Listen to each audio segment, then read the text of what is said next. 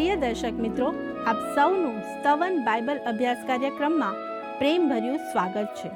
આજે આપણે માર્ક 1:35 અધ્યાય 2ની કલમ 5 સુધી અભ્યાસ કરીશું.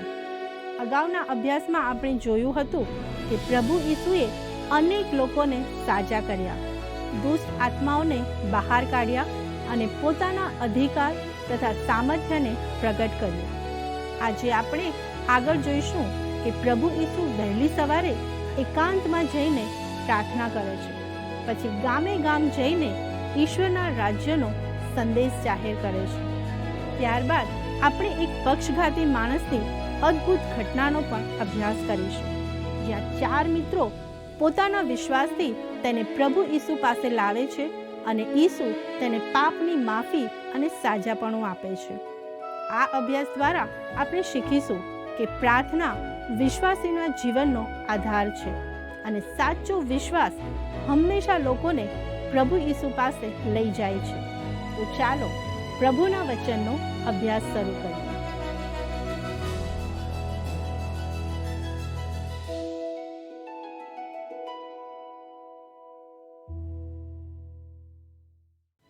કેમ છો મિત્રો? આવો માર્કની સુવાર્તાના પ્રથમ અધ્યાયની 35મી કલમથી આજનો અભ્યાસ શરૂ કરીએ. મિત્રો, આ કલમ જણાવે છે, અને સવારે પો ફાટતા પહેલા ઘણો વહેલા ઉઠીને તે બહાર ગયો ને ઉજ્જડ ઠેકાણે જઈને તેણે ત્યાં પ્રાર્થના કરી. વહાલાઓ, અહીં આપણે વાંચીએ છીએ કે ઈસુએ વહેલી સવારે ઉઠીને ઉજ્જડ ઠેકાણે જઈને પ્રાર્થના કરી. આપણા માટે આ કેટલો મોટો બોધપાઠ છે. 36-39 કલમમાં લખ્યું છે, અને સિમોન તથા જેઓ તેની સાથે હતા તેઓ તેની પછવાડે ગયા, અને તે તેઓને મળ્યો ત્યારે તેઓ તેને કહે છે કે સહુ તને શોધે છે. અને તે તેઓને કહે છે કે આપણે પાસેના ગામોમાં જઈએ કે હું ત્યાં પણ ઉપદેશ કરું, કેમ કે એ જ માટે હું આવ્યો છું. અને આખા ગાલિલમાં ફરીને તેઓના સભાસ્થાનોમાં જઈને તે ઉપદેશ કરતો હતો ને ભૂતો કાઢતો હતો. વહાલા મિત્રો, આ તો શુભ સંદેશની શરૂઆત છે. ઈસુ પોતાના ઉપદેશ દ્વારા લોકોને ઉદ્ધાર માટે તૈયાર કરી રહ્યા હતા. એટલે પોતાના મૃત્યુ અને પુનરુત્થાન દ્વારા જે ઉદ્ધાર મળવાનો હતો તેના માટે તેઓ લોકોને તૈયાર કરતા હતા. પણ મિત્રો, માત્ર ઈસુનો ઉપદેશ આપણને બચાવતો નથી, પરંતુ વધસ્તંભ પર તેમણે આપણા માટે જે કાર્ય કર્યું તે જ આપણો ઉદ્ધાર કરે છે. ઈસુએ પોતાના 3 વર્ષના જાહેર સેવાકાળ દરમિયાન આખા ગાલિલના સભાસ્થાનોમાં ઉપદેશ આપ્યો અને દુષ્ટ આત્માઓને બહાર કાઢ્યા. તે સમય દરમિયાન દુષ્ટ આત્માઓની પ્રવૃત્તિ વિશેષ રીતે જોવા મળતી હતી. મિત્રો, પવિત્ર શાસ્ત્ર બાઇબલમાં આવા 3 મુખ્ય સમયગાળા જોવા મળે છે.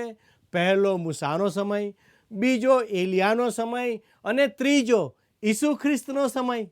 મિત્રો, હવે આપણે આ અધ્યાયના છેલ્લા ચમત્કાર તરફ આવીએ છીએ. અત્યાર સુધીના દરેક ચમત્કાર અલગ પ્રકારની મુશ્કેલીમાં થયા હતા. મિત્રો, હવે એક કોઢિયો માણસ ઈસુ પાસે આવે છે. વહાલાઓ, લેવીયના પુસ્તક પ્રમાણે કોઢ ગંભીર અને અસાધ્ય રોગ માનવામાં આવતો હતો. આ રોગ માણસના શરીરને વિકૃત કરી દેતો અને તેને સમાજથી અલગ રહેવા માટે મજબૂર કરતો હતો. મિત્રો, 40 અને 41મી કલમમાં આપણે આ જોઈએ છીએ, અને ત્યાં લખ્યું છે, અને એક કોઢિયો તેની પાસે આવે છે ને તેને વિનંતી કરીને તથા ઘૂંટણ ટેકવીને કહે છે કે જો તારી ઈચ્છા હોય તો તું મને શુદ્ધ કરી શકે છે. અને ઈસુને દયા આવી ને હાથ લાંબો કરીને તે તેને અડક્યો ને તેને કહે છે કે મારી ઈચ્છા છે, તું શુદ્ધ થા. મિત્રો, આ ચમત્કારમાં એક ખૂબ જ અસરકારક બાબત જોવા મળે છે. કોઢિયાને કોઈ સ્પર્શ કરતું નહોતું. અને મિત્રો, કદાચ વર્ષોથી કોઈએ તેને સ્પર્શ પણ કર્યો ન હતો. તે પણ પોતાના પરિવારની નજીક જઈ શકતો નહોતો કે તેમને ભેટી પણ શકતો નહોતો, પરંતુ પ્રભુ ઈસુએ તેને સ્પર્શ કર્યો અને તેને શુદ્ધ કર્યો. 42 થી 44મી કલમ જણાવે છે, અને તરત તેનો કોઢ ગયો ને તે શુદ્ધ થયો, અને તેણે સખત તાકીદ કરીને તરત તેને બહાર મોકલ્યો. અને તે તેને કહે છે કે જોજે, કોઈને કંઈ કહેતો ના, પણ જઈને પોતાને યાજકને દેખાડ, અને જે કંઈ મૂસાએ ફરમાવ્યું તેનું તારા શુદ્ધિકરણને લીધે તેઓને માટે સાક્ષી તરીકે અર્પણ કર. વહાલા મિત્રો, આ કોઢિયો શુદ્ધ થયા પછી તેને મૂસાના નિયમશાસ્ત્ર પ્રમાણે નક્કી કરેલી વિધિનું પાલન કરવાનું હતું. પ્રભુ ઈસુએ મૂસાના નિયમશાસ્ત્રનો ભંગ કર્યો નહોતો. મિત્રો, 45મી કલમ જણાવે છે, પણ તે નીકળી જઈને તે વાત એટલી બધી પ્રગટ કરવા તથા ફેલાવવા લાગ્યો કે ઈસુ ફરી શહેરમાં ઉઘાડી રીતે જઈ ન શક્યો, પણ બહાર ઉજ્જડ જગાઓમાં રહ્યો, અને લોક ચોમેરથી તેની પાસે આવતા હતા. વાલા દર્શક મિત્રો, આ માણસ ચૂપ રહ્યો નહીં. તે બહાર ગયો અને બધાને આ વાત કહેવા લાગ્યો. તમારે જો કોઈ વાત ઝડપથી ફેલાવી હોય તો તેને સમાચાર પત્રોમાં અથવા ટીવી પર, સોશિયલ મીડિયા પર જાહેર કરી દો. આ માણસે પણ એવું જ કર્યું. અહીં જે શબ્દ વપરાયો છે તેનો અર્થ કે આગ જેમ આખા જંગલમાં ઝડપથી ફેલાઈ જાય છે, તેમ આ સમાચાર પણ બધે ફેલાઈ ગયા. મિત્રો, આ સાજા થયેલા માણસે ઈસુ વિશેના સમાચાર બધે ફેલાવી દીધા. આમ કરીને તેણે પ્રભુ ઈસુની આજ્ઞાનું પાલન કર્યું નહીં. મિત્રો, એક વખત હું એક સભામાં ગયો હતો. તે દિવસે ઉપદેશકે આ વિષય પર એવી એક વાત કહી જે મેં સાંભળેલી સૌથી જ્ઞાનપૂર્ણ વાતોમાંની એક હતી. તે સમયે તેઓ માર્કની સુવાર્તાના આ ભાગ પર સંદેશ આપી રહ્યા હતા. તેમણે કહ્યું, પ્રભુએ આ માણસને કોઈને ન કહેવાનું કહ્યું, છતાં તેણે બધાને કહી દીધું. પરંતુ આજે પ્રભુ આપણને બધાને કહેવા કહે છે, અને આપણે કોઈને કહેતા જ નથી. મને તેમની આ વાત ખૂબ ગમી. મિત્રો, આજે આપણી આજ્ઞાભંગની સ્થિતિ આ કોડિયા માણસની આજ્ઞાભંગ કરતાં પણ વધુ ગંભીર છે. તેને તો ચૂપ રહેવાનું કહેવામાં આવ્યું, છતાં તેણે બધાને કહી દીધું. પરંતુ આપણને તો ઈસુનો પ્રેમ બધાને કહેવાની આજ્ઞા આપવામાં આવી છે, છતાં આપણે ઘણીવાર કોઈને કહેતા નથી. પરંતુ આ માણસે જ્યારે આ સમાચાર બધે ફેલાવ્યા, ત્યારે લોકોની મોટી ભીડ ઈસુ પાસે આવવા લાગી. પરિણામે પ્રભુ ઈસુને થોડા સમય માટે કફરનહૂમ છોડીને એકાંત સ્થળે જવું પડ્યું. વહાલા દર્શક મિત્રો, હવે આપણા અભ્યાસમાં આગળ વધતા આપણે બીજા અધ્યાયમાં આવીએ છીએ. બીજો અધ્યાય પણ અદ્ભુત ઘટનાઓથી ભરપૂર છે. હકીકતમાં તો તે પહેલા અધ્યાયનો જ આગળનો ભાગ છે. તેની શરૂઆત અને જેવા નાના શબ્દથી થાય છે, જેનો માર્ક પોતાની સુવાર્તામાં વારંવાર ઉપયોગ કરે છે. આ નાનો શબ્દ જાણે સિમેન્ટના જેવો છે, જે આખી સુવાર્તાને એક સાથે જોડીને રાખે છે. તે હંમેશા પહેલાંની ઘટનાને આગળ આવનારી ઘટના સાથે જોડે છે. વાલા દર્શક મિત્રો, આવો આપણે માર્કની લખેલી સુવાર્તા તેનો બીજો અધ્યાય અને તેની પહેલી કલમ વાંચીએ. અને કેટલાયક દિવસ પછી તે ફરી કફરનહૂમમાં ગયો. ત્યારે એવી ચર્ચા ફેલાઈ કે તે ઘરમાં છે. મિત્રો, થોડા સમય પછી ઈસુ ફરી કફરનહૂમમાં આવ્યા. આપણે અગાઉ જોયું છે કે તેમણે પોતાનું મુખ્ય સેવા સ્થળ પોતાના વતન નાઝરેતમાંથી કફરનહૂમમાં ખસેડ્યું હતું. પૃથ્વી પરના તેમના 3 વર્ષના સેવાકાળ દરમિયાન કફરનહૂમ જ તેમનું મુખ્ય સેવા સ્થળ રહ્યું. આપણે પહેલા અધ્યાયમાં પણ જોયું કે ઈસુએ જે કોઢિયાને સાજો કર્યો હતો તેણે તેમની આજ્ઞાનું પાલન કર્યું નહીં. ઈસુએ તેને કોઈને કંઈ ન કહેવાનું કહ્યું હતું, છતાં તેણે આ સમાચાર બધે ફેલાવી દીધા. પરિણામે મોટી ભીડ ઈસુ પાસે ઉમટી પડી, જેના કારણે તેઓ પોતાનું સેવા કાર્ય સ્વતંત્ર રીતે કરી શકતા નહોતા. મિત્રો, પ્રભુ ઈસુ માત્ર ચમત્કારો કરવા આવ્યા નહોતા.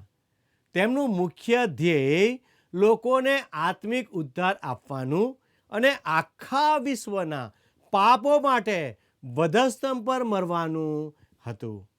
તેથી ઈસુ ઈચ્છતા હતા કે લોકો માત્ર તેમના ચમત્કારોથી નહીં, પરંતુ તેમના ઉદ્ધારના સંદેશ મારફતે તેમને ઓળખે. આજે ઘણા લોકો ચમત્કારો, સાજાપણું અથવા અન્ય ભાષાઓ બોલવાની ભેટ જેવી બાબતો પર વધુ ભાર મૂકે છે. પરંતુ જો આ બાબતોને સુવાર્તાના સંદેશ કરતાં વધારે મહત્વ આપવામાં આવે તો તે યોગ્ય નથી. થોડા સમય પહેલાં કોઈએ મને કહ્યું, અમુક ઉપદેશકો પણ તમારી જેમ જ ઈસુના પ્રેમનો સંદેશ આપે છે, પરંતુ તેમની પાસે સાજા થવાની સેવા પણ છે. મેં કહ્યું, તેઓ શું કરે છે તે અગત્યનું નથી, પરંતુ લોકો તેમની પાસે શા માટે આવે છે તે અગત્યનું છે. શું તેઓ શુભ સંદેશ સાંભળીને પ્રભુને ઓળખવા આવે છે કે માત્ર ચમત્કારો અને સાજા થવાની આશાએ આવે છે? મિત્રો, મારા મત પ્રમાણે આ બાબતમાં આપણે ખૂબ સ્પષ્ટ રહેવાની જરૂર છે. આપણું મુખ્ય કાર્ય શુભ સંદેશ પ્રગટ કરવાનું છે. માર્કની સુવાર્તામાં આપણે જોઈએ છીએ કે કોઢિયાના ચમત્કારની ભારે ચર્ચાને કારણે પ્રભુ ઈસુના સેવા કાર્યમાં અડચણ આવી. તેથી તેઓ થોડા સમય માટે કફરનહૂમથી દૂર ગયા અને પછી ફરી પાછા આવ્યા. વહાલા દર્શક મિત્રો, જ્યારે ઈસુ પાછા આવ્યા ત્યારે સમાચાર ફેલાયા કે તેઓ ઘરમાં છે. મિત્રો, મૂળ ગ્રીક ભાષા સૂચવે છે કે આ કોઈ સામાન્ય ઘર નહીં, પરંતુ એક ચોક્કસ ઘર હતું. તેથી સ્વાભાવિક પ્રશ્ન થાય કે આ કયા ઘરની વાત છે? મિત્રો, માર્કના પહેલા અધ્યાયમાં આપણે વાંચીએ છીએ કે ઈસુ સિમોન અને આંદ્રિયાના ઘરે ગયા હતા. તેથી ઘણા વિદ્વાનો માને છે કે આ પણ સિમોન પિત્તરનું જ ઘર હતું. જ્યારે લોકો છત ખોલીને પક્ષઘાતીને નીચે ઉતારતા હતા ત્યારે તે પિત્તરના ઘરની જ છત હતી. આ દ્રશ્યની કલ્પના જ રસપ્રદ છે, ખરું ને? આ વાત ઝડપથી ફેલાઈ ગઈ કે પ્રભુ ઈસુ ફરી કફરનહૂમમાં આવ્યા છે અને તેઓ સિમોન પિત્તરના ઘરમાં છે. વહાલા દર્શક મિત્રો, આવો બીજી કલમ જોઈએ. અને એટલા બધા લોક એકઠા થયા કે દરવાજા પાસે પણ જગા નહોતી અને તે તેઓને વાત સંભળાવતો હતો. મિત્રો, પ્રભુ ઈસુની મુખ્ય સેવા ઈશ્વરના વચનનો પ્રચાર કરવાની હતી. આજે પણ આપણું મુખ્ય ધ્યાન ઈશ્વરના વચન, તેની વિશ્વાસ પાત્રતા અને તેની સંપૂર્ણ સત્યતા પર હોવું જોઈએ. આ બાબતમાં મારી પોતાની પ્રાર્થના એ છે કે હે ઈશ્વર, મને તમારા વચનમાં વધુ વિશ્વાસ આપો.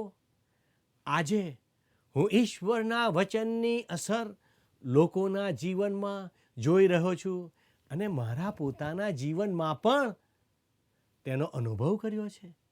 છતાં ક્યારેક મને પણ શંકા થાય છે કે શું ઈશ્વરનું વચન દરેક હૃદયમાં કાર્ય કરશે? પરંતુ મારે યાદ રાખવાનું છે કે આ ઈશ્વરનું વચન છે. આ ઈશ્વરનું વચન છે અને તે ક્યારેય નિષ્ફળ જતું નથી કે થતું નથી. યશાયા 55:11 કહે છે, તે પ્રમાણે મારું વચન જે મારા મુખમાંથી નીકળ્યું છે તે સફળ થશે. મિત્રો, મને અહીં વાંચીને આનંદ થાય છે કે પ્રભુ ઈસુએ લોકોને ઈશ્વરનું વચન સંભળાવ્યું. હવે આપણું ધ્યાન બીજા એક જૂથ તરફ દોરવામાં આવે છે. આ 5 માણસોનું નાનું જૂથ છે, નાનું ટોળું છે. તેઓ ધૂળિયા રસ્તે ચાલીને કફરનહૂમ તરફ આવી રહ્યા છે. વાલા દર્શક મિત્રો, આવો આપણે કલમ 3 અને કલમ 4 વાંચીએ. અને 4 માણસોએ ઉચકેલા એક પક્ષઘાતીને તેઓ તેની પાસે લાવ્યા, અને ભીડને લીધે તેઓ તેની પાસે આવી ન શક્યા. એટલે જ્યાં તે હતો ત્યાંનું છાપરું તેઓએ ઉકેલ્યું ને તે તોડીને જે ખાટલા પર તે પક્ષઘાતી સૂતો હતો તે તેઓએ ઉતાર્યો. મિત્રો, હવે આપણું ધ્યાન આ 5 લોકોના નાના સમૂહ તરફ જાય છે. તેમની સ્થિતિ કંઈક આવી છે. એક માણસ પક્ષઘાતી છે. તે પોતે ચાલીને ત્યાં આવી શકતો નહોતો, તેથી તેને ખાટલા પર લાવવામાં આવ્યો હતો. બાકીના 4 લોકો જાણે એક ટોળકીની જેમ છે. તેઓ ખાટલાના ચારેય ખૂણામાંથી તેને ઉચકીને લઈ જઈ રહ્યા છે. તેઓ કફરનહૂમ તરફ આવી રહ્યા છે. પરંતુ જ્યારે તેઓ ઈસુ પાસે પહોંચે છે ત્યારે તેઓ અંદર જઈ શકતા નથી, કારણ કે ભીડ એટલી બધી હતી કે દરવાજા અને બારીઓ સુધી લોકો ભરાયેલા હતા.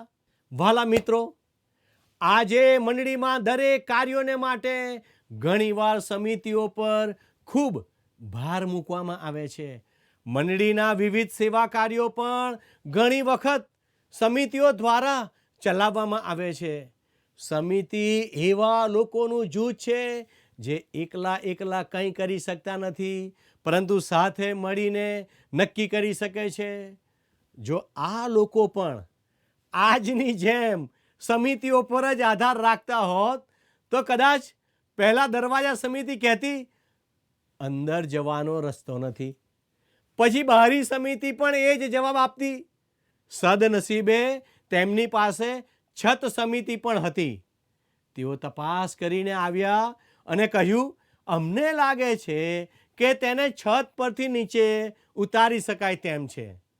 એટલે કદાચ જો તમારી પાસે ઘણી બધી સમિતિઓ હોય તો તેમાંની એક તો કામ કરશે જ. આખરે તેમણે નક્કી કર્યું કે તેને છત પરથી નીચે ઉતારવો. તેથી આ માણસોએ છાપરું ખોલવાનું કામ શરૂ કર્યું. જ્યારે તેઓ તેને ઈસુની હાજરીમાં નીચે ઉતારે છે ત્યારે કદાચ તેમને એવું લાગ્યું હશે કે તેઓ સભામાં અડચણ ઊભી કરી રહ્યા છે. અચાનક આખી સભાનું ધ્યાન તેમની તરફ ગયું. આપણને ખબર નથી કે તે સમયે પ્રભુ ઈસુ શું શીખવતા હતા, પરંતુ અચાનક બધું અટકી ગયું. પરંતુ મને લાગે છે કે પ્રભુ ઈસુએ તેમને જોઈને સ્મિત કર્યું હશે. ખરું ને? આવો આપણે 5મી કલમ વાંચીએ. અને ઈસુ તેઓનો વિશ્વાસ જોઈને પક્ષઘાતીને કહે છે કે, દીકરા, તારા પાપ માફ થયા છે. મિત્રો, અહીં કોના વિશ્વાસની વાત છે? ઘણા વર્ષો સુધી આ વચન મને વિચારમાં મૂકતું હતું. મને લાગતું હતું કે કદાચ આ માણસોના વિશ્વાસને કારણે જ તે માણસને ઉદ્ધાર મળ્યો હશે, કારણ કે ઈસુએ કહ્યું, દીકરા, તારા પાપ માફ થયા છે. પરંતુ જ્યારે મેં તેનો વધુ અભ્યાસ કર્યો ત્યારે મને સમજાયું કે આ માણસોના વિશ્વાસે તેને બચાવ્યો નહોતો. વાલા દર્શક મિત્રો, ઈશ્વર પરાયણ માતા કે પિતા હોવા તે મોટો આશીર્વાદ છે, પરંતુ તેમના વિશ્વાસથી આપણો ઉદ્ધાર થઈ જતો નથી. દરેક વ્યક્તિએ પોતે પ્રભુ ઈસુ ખ્રિસ્ત પર વિશ્વાસ કરવો જરૂરી છે. ઉદ્ધાર વ્યક્તિગત વિશ્વાસ દ્વારા જ મળે છે. જ્યારે આપણે ધ્યાનથી જોઈએ છીએ ત્યારે સમજાય છે કે આ 4 માણસોના વિશ્વાસે તે માણસને બચાવ્યો નહોતો. તેમના વિશ્વાસે તો માત્ર તેને એવી જગ્યાએ પહોંચાડ્યો હતો જ્યાં તે પ્રભુ ઈસુને પોતાની સાથે વ્યક્તિગત રીતે વાત કરતા સાંભળી શકે. જ્યારે ઈસુએ તેમનો વિશ્વાસ જોયો, તેનો અર્થ એ છે કે ઈસુએ જોયું કે તેઓ વિશ્વાસથી આ પક્ષઘાતી માણસને તેમની પાસે લાવ્યા હતા. જ્યારે ઈસુએ આ જોયું ત્યારે તેમણે તે માણસ સાથે વ્યક્તિગત રીતે વ્યવહાર કર્યો અને કહ્યું, દીકરા, તારા પાપ માફ થયા છે. વહાલા દર્શકો, આજે મંડળીમાં આપણને એવા ખાટલો ઉચકનારાઓની જરૂર છે, એવા સ્ત્રી અને પુરુષોની જેમને એવો વિશ્વાસ હોય કે તેઓ બહાર જઈને ઉદ્ધાર ન પામેલા લોકોને ઈસુ પાસે લાવે, જેથી તેઓ સુવાર્તા સાંભળી શકે. વાલાઓ, આજે ઘણા લોકો પાપના લકવાથી, ઉદાસીનતાના લકવાથી અથવા પૂર્વગ્રહના લકવાથી બંધાયેલા છે. વાલા મિત્રો, જ્યાં સુધી આપણે ખાટલાનો એક ખૂણો પકડીને તેમને દેવળમાં ના લાવીએ, ત્યાં સુધી ઘણા લોકો દેવળમાં આવશે નહીં અને સુવાર્તા સાંભળશે નહીં. આ 4 માણસોએ પણ એવું જ કર્યું હતું. તેમને એવો વિશ્વાસ હતો કે તેઓ આ ગરીબ માણસને ઈસુ પાસે લાવશે, જેથી તે પ્રભુ ઈસુને પોતાની સાથે વ્યક્તિગત રીતે વાત કરતા સાંભળી શકે અને ઈસુ તેને કહી શકે, દીકરા, તારા પાપ માફ થયા છે. મિત્રો, આજે આપણી આસપાસ એવા ઘણા લોકો છે જેઓએ ઉદ્ધારનો શુભ સંદેશ સાંભળ્યો નથી. તેઓ સુધી આ સંદેશ પહોંચાડવાની જવાબદારી ઈશ્વરે આપણને સોંપી છે. શું આપણે તે કામ કરવા તૈયાર થઈશું? પ્રભુ આપણ દરેકને તે માટે તૈયાર કરે અને કૃપા આપે, એ જ મારી પ્રાર્થના છે. આવો પ્રાર્થના કરીએ. વહાલા પ્રભુજી, અમે તમારો ખૂબ આભાર માનીએ છીએ આ અદ્ભુત સમયને માટે. પ્રભુ, તમે મને મદદ કરો, તમે મારા લોકને મદદ કરો, અમને મદદ કરો કે પ્રભુ, અમે અન્ય લોકોને તમારી વાતો કહેનારા બાળકો બનીએ. પ્રભુ, અમારી આ વિનંતી ઈસુના નામમાં માગીએ છીએ, માટે સાંભળોને સ્વીકાર કરો. આમેન. વહાલા દર્શક મિત્રો, આપ નિયમિત રીતે અમારું આ પ્રસારણ નિહાળો છો અને આપના સુંદર પ્રતિભાવ દ્વારા પ્રોત્સાહન આપો છો, તે બદલ ખૂબ જ આભાર. આજનો કાર્યક્રમ કેવો લાગ્યો તે પણ અવશ્ય અમને જણાવશો. અમારા પ્રતિનિધિ આપના ફોનની રાહ જોઈ રહ્યા છે. ઈશ્વર આજનો આશીર્વાદ આપ સર્વને આપે, એ જ પ્રાર્થના સાથે હું આપની વિદાય લઉં છું. આમેન. સુણો સુણો ત્રાતાની આ વાત જો, કારણના ભોજનમાં સૌને નોતરો. સુણો સુણો ત્રાતાની આ વાત જો, કારણના ભોજનમાં સૌને નોતરો. સુણો સુણો ત્રાતાની આ વાત જો, તારણના ભોજનમાં સૌને નોતરો. સુણો સુણો ત્રાતાની આ વાત જો, તારણના ભોજનમાં સૌને નોતરો.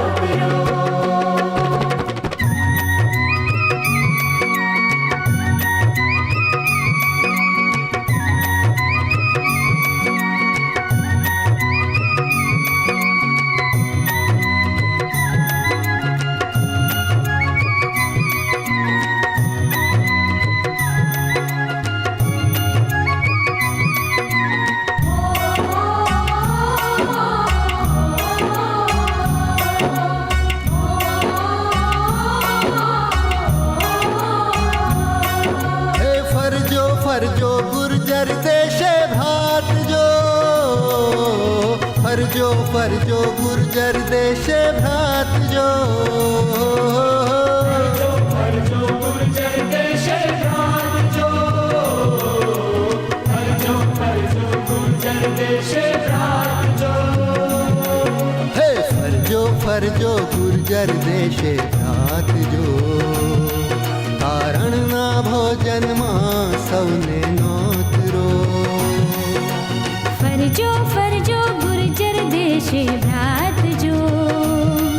તારણના ભોજનમાં સૌને નોતરો. હે સુણો સુણો ત્રાતાની આ વાત જો. તારણના ભોજનમાં સૌને નોતરો. સુણો સુણો ત્રાતાની આ વાત જો. તારણના ભોજનમાં સૌને નોતરો.